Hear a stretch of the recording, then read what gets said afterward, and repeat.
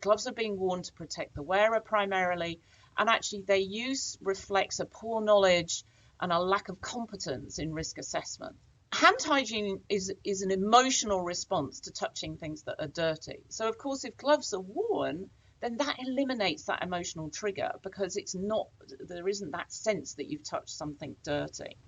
So we have to recognize that we need to actually strengthen this idea that gloves are at greater risk as hands at transmitting infection. We undertook this work through doing a combination of audit and interviews with the staff. And the audit showed us that gloves were commonly used by all types of healthcare workers for a wide range of low-risk procedures. About 60% of the times that we saw gloves being worn, they were for procedures where there was no contact with body fluid and no other indication for wearing gloves. In addition, about half the episodes of care where gloves were used resulted in a risk of cross-contamination, so a contravention of a moment of hand hygiene because the gloves were not removed or changed between tasks. And for about 40% of episodes of care where gloves were used, the staff didn't wash their hands after removing the gloves either. We interviewed 25 staff, and we analysed the themes that came out of those interviews and identified that emotion and socialisation were key drivers of this glove use. Emotion was reflected in a sense of fear or disgust at touching things that are perceived to be dirty or unpleasant. They may not present a risk of infection, but they were perceived to be dirty.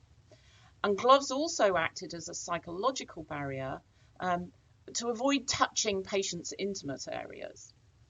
Socialisation reflected the influence of peers, perception of what was required by IC policy, although often it wasn't actually in the policy, and also the adoption of gloves as a habit, as a routine practice, without really thinking about when they were needed or not. We also established from the interviews that challenging inappropriate behaviour was very difficult, as wearing them was perceived to be a very personal decision, and it wasn't up to other healthcare professionals to challenge their colleagues about wearing gloves inappropriately.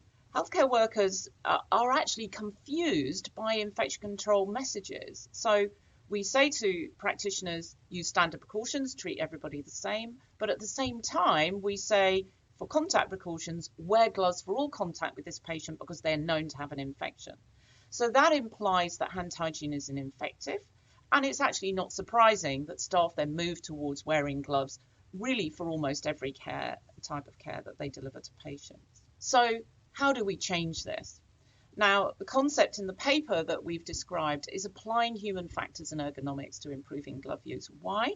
Because we know from our work that policy and education are ineffective. The emotional and socio-environmental factors are such strong drivers of this behaviour that just telling people what to do is not going to be enough. We need to explore more widely how we get change to occur. So, for example, a human factors approach needs to address the environment of care. For example, defining appropriate use of gloves and points for hand hygiene, agreeing standards with clinicians and with patients about when gloves are used, and really looking at where gloves are located so that staff can readily access them during the delivery of care, rather than being pushed towards putting them on long before they ever get near the patient.